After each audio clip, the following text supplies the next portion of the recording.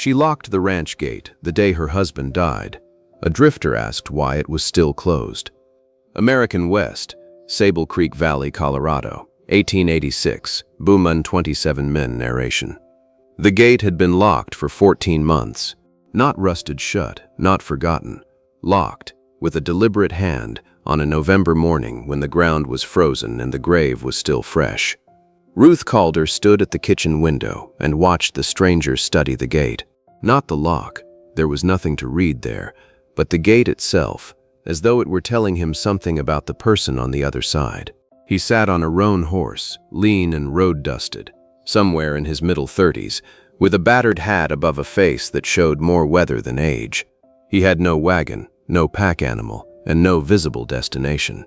He simply sat there in the October light, looking at the gate, and did not ride around it. Ruth watched him for a long moment. Then she put down her coffee, picked up her coat from the hook behind the door, and walked out to find out what a man who stopped at a locked gate wanted with her. She did not unlock it.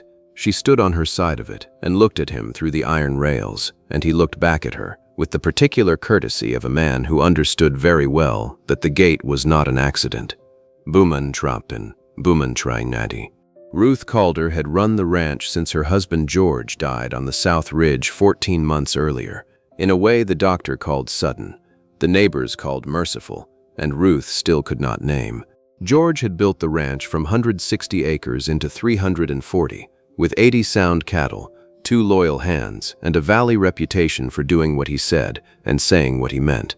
Ruth had been his partner in all of it, not in the decorative sense that some ranches used the word, but in the working sense. She kept the books, she managed the contracts, she rode when riding was needed, and she had, in 15 years of marriage, developed the specific fluency with the land that comes from paying close attention to a thing for a very long time.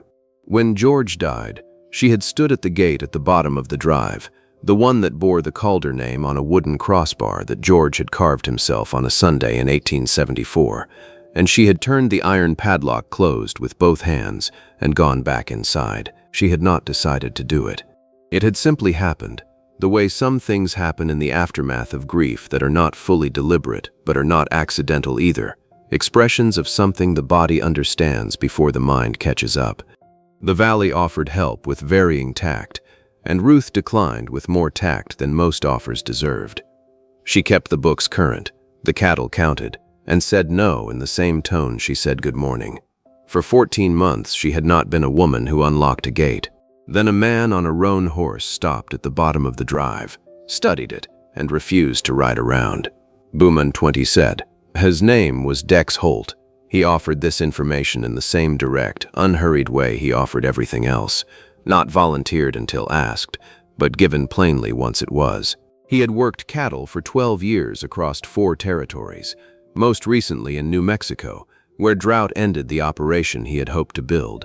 Before that came Utah and other places he did not list, and Ruth did not ask. He said he was looking for work. He said he had heard in Sable Creek town that the Calder operation ran sound and paid honest. He said nothing about the gate. Ruth looked at him through the iron rails. She had heard this kind of resume before. The useful kind. The one that says what matters and leaves out what doesn't. The kind that suggests a man who knows the difference between information and performance. She said, "The gate's been locked for 14 months. He said, "I can see that." She said, "I haven't hired anyone new in that time." He said, "I heard that too." She looked at the roan horse, which was standing with the patient stillness of an animal that has covered a lot of ground and knows how to wait. She looked at the man's hands, which were resting loose on the saddle horn, calloused, capable, not restless. She said, "I'll ask you one question. You answer it plain and I'll tell you whether there's work." He said, "All right." She said, "My south fence is down between the 3rd and 4th posts from the creek bend. I have not told you which fence or creek. Tell me what you would do first." He was quiet for a moment, not because he didn't know, because he was thinking about how to say it right. He said, "I'd find the creek bend first. Fence sections don't tell you anything until you know what the land is doing under them." Ruth Calder looked at this man on his roan horse for a long moment. Then she reached into her coat pocket and took out the key. Boumanbole. The south fence was, in fact, down between the third and fourth posts from the creek bend. Ruth had not invented it. Dex found the break on his second morning without directions. He left with tools at first light and returned at noon with the fence true, the post depth corrected for frost heave, and no need to explain how he had read the soil. He said, at the noon meal, "The ground there heaves different than the rest of the south line. You'll want to check those posts first every spring, before the others." Ruth wrote this in the ranch log that had been George's and was now hers, not because she would forget it, but because George had always said that what you write down you respect, and she had kept that habit along with most of his others. In 2 weeks, Dex did 3 things Ruth noted without comment. He repaired a failing barn hinge, stayed all night with a sick calf without reporting it, and let Eli's memory of the burning lantern tell the story instead.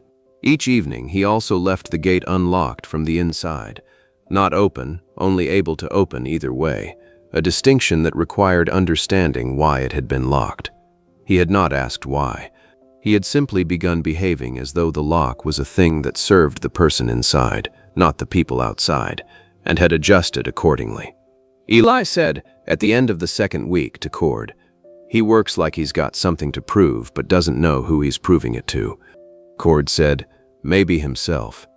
Eli thought about this for a while. "That's the right kind," he said finally, and went back to what he was doing. Booman 27 Min. November came to the Sable Creek Valley the way it always came, without apology, making the ground into something that fought back against every post and wagon wheel and boot heel, and turning the work of the ranch into a daily renegotiation with the cold. Ruth observed, without entirely meaning to, that he talked to the cattle differently than most men did, not with the performative authority of someone establishing dominance, but with the low, practical murmur of someone conducting a conversation with a creature that had its own information and deserved to be listened to. George had spoken that way.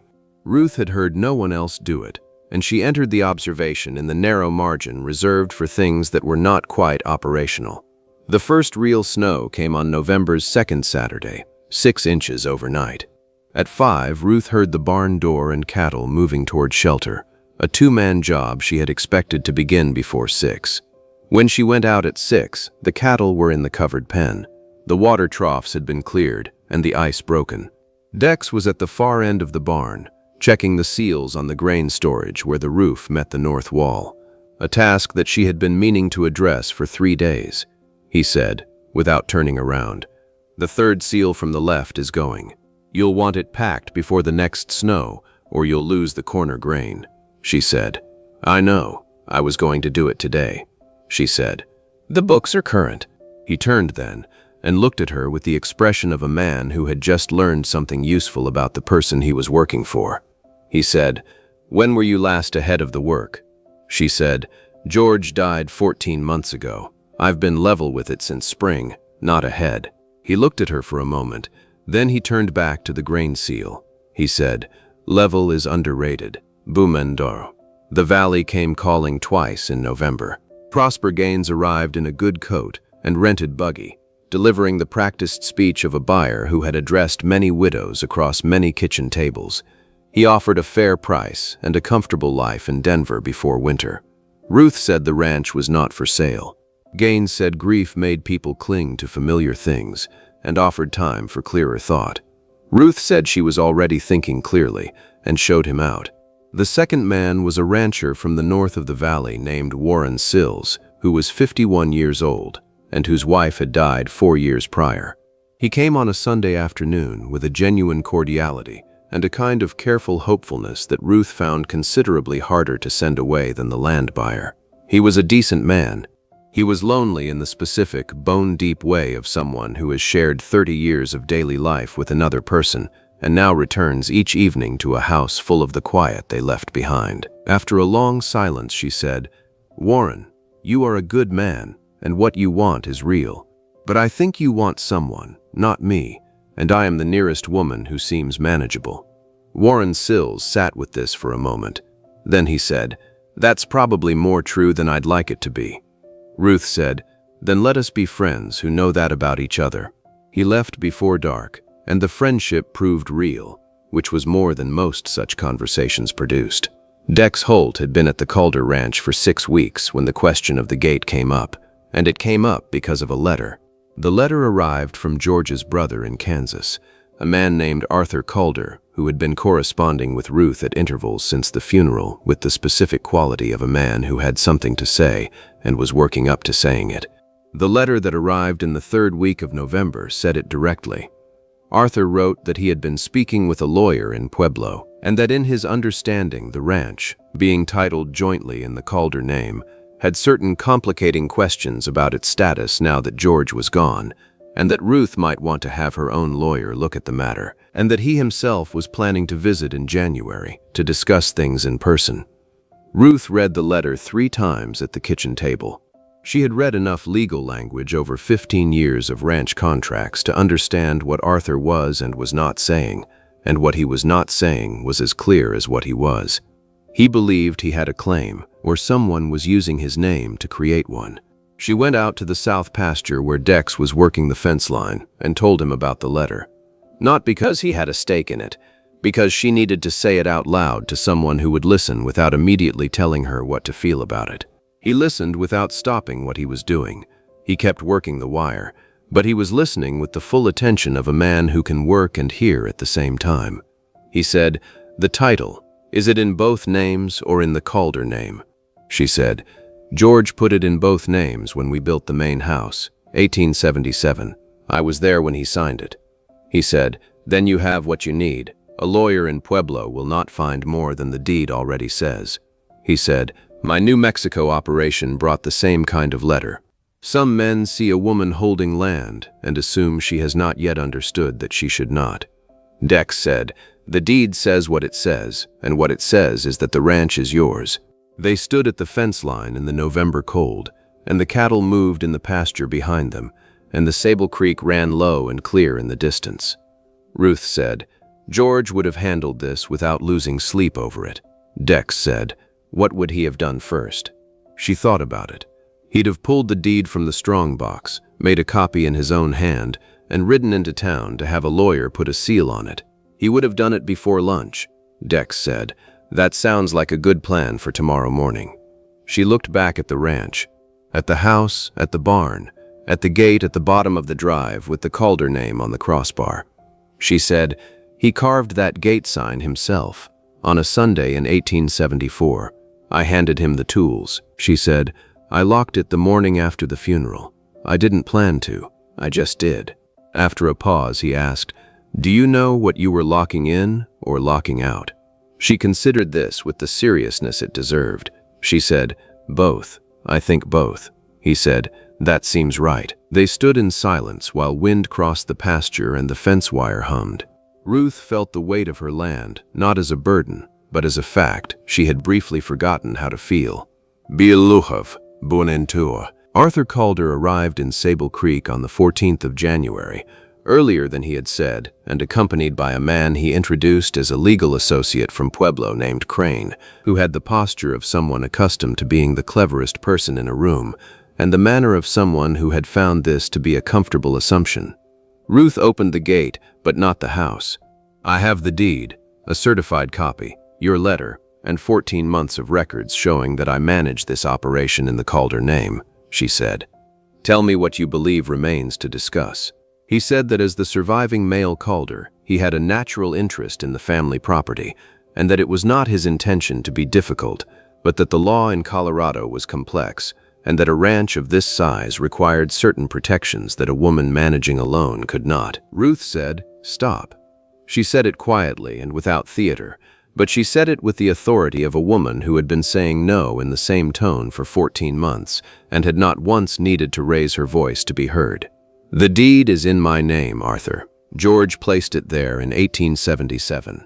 Your lawyer may read the original and certified copy at the table in my kitchen, which is also my kitchen," Crane said, in the even voice of a man choosing his words carefully.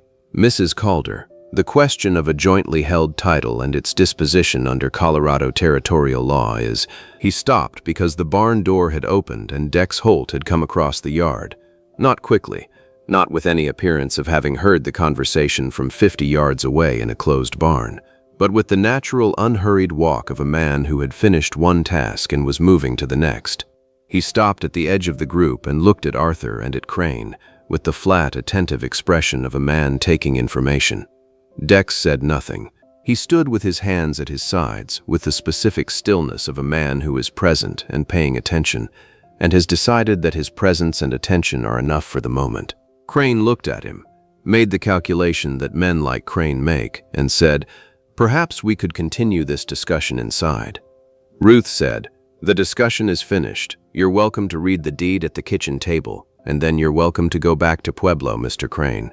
Arthur Calder looked at his sister-in-law, this woman who had locked a gate and run 340 acres for 14 months without asking anyone for anything, and understood something he should have understood before spending money on a lawyer from Pueblo. He said, "I apologize, Ruth. George would not have approved of this."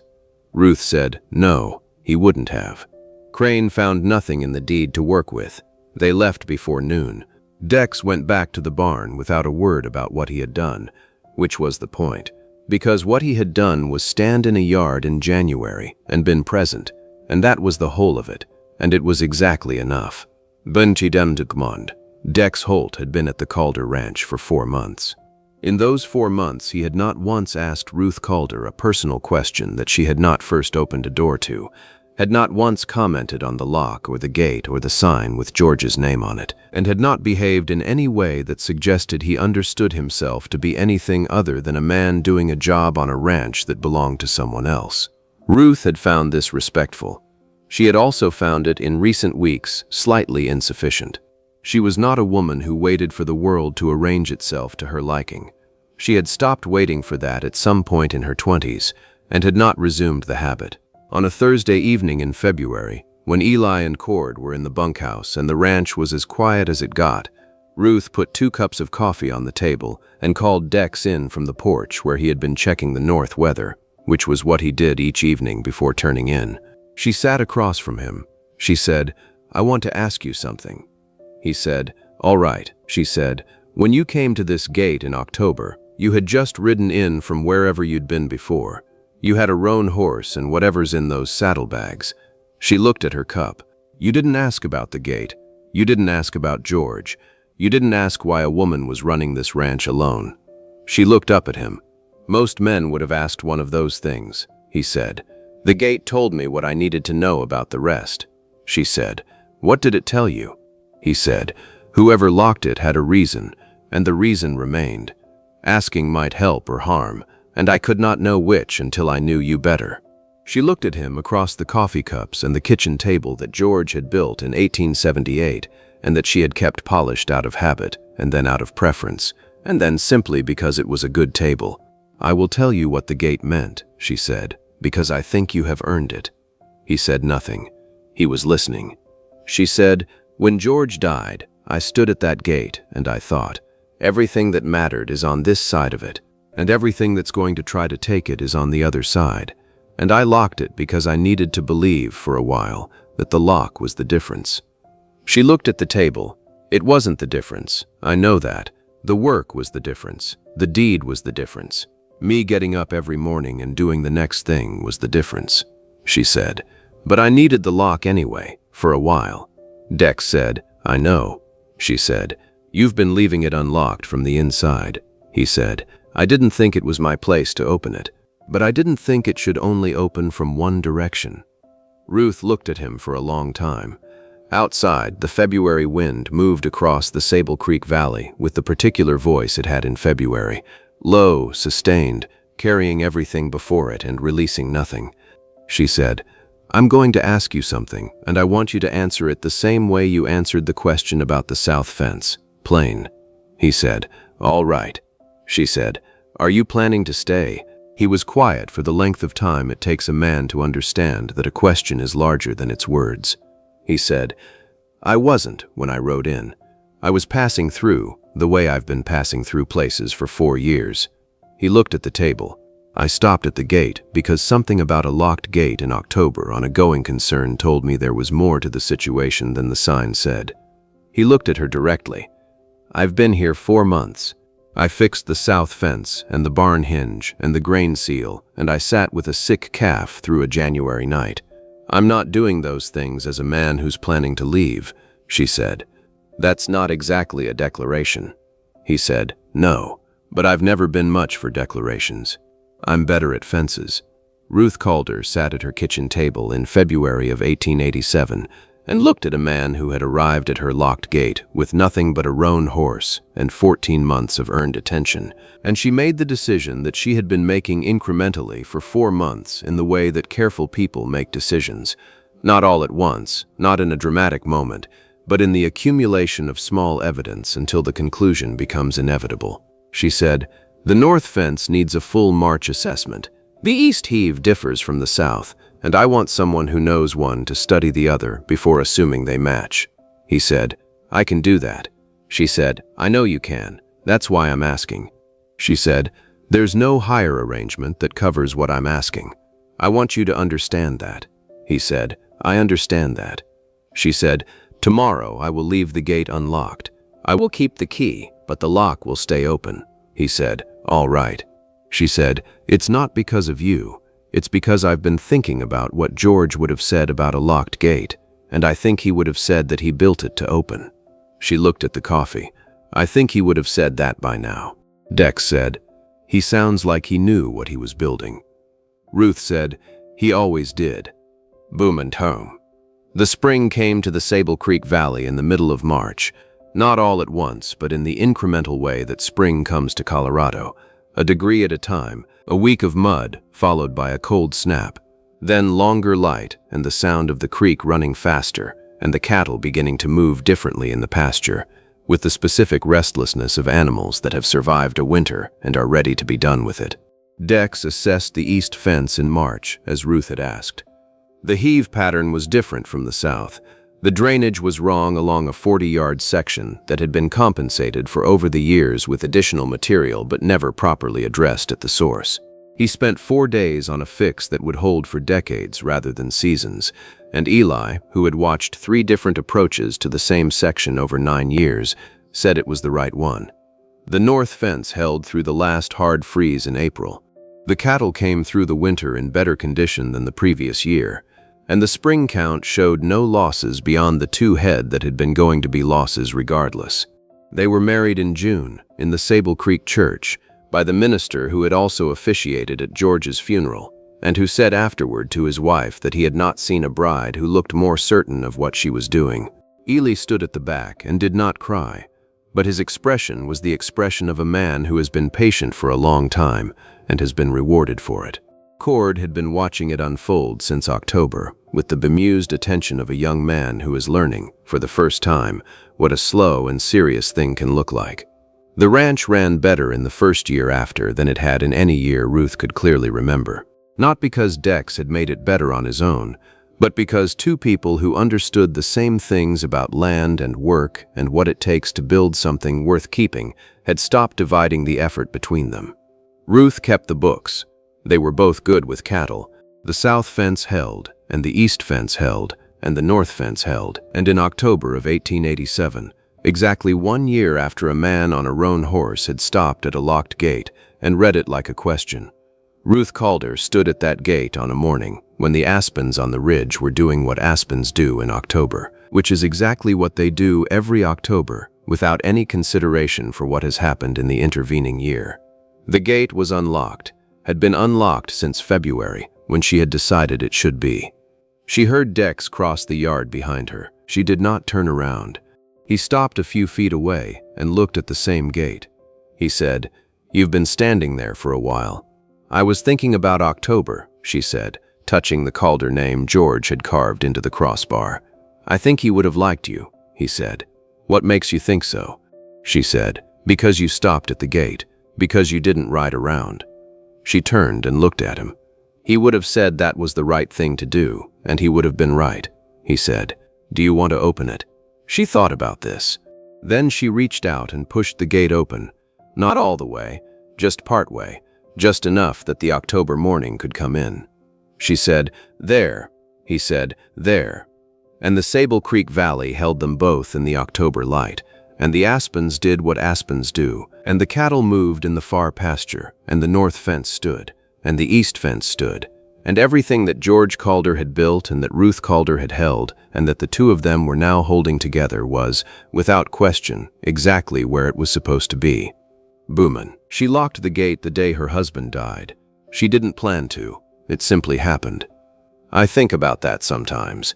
The things we do in grief that we don't decide, that the body decides for us, because the body understands the situation even when the mind is still catching up. A locked gate, a closed door, a room that hasn't been touched. These are not irrationalities.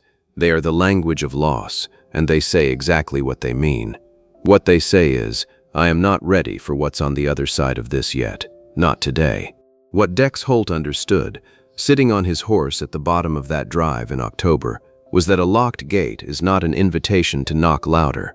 It is an invitation to wait at a respectful distance and give the person inside the time they have decided they need. He waited. He fixed the fence.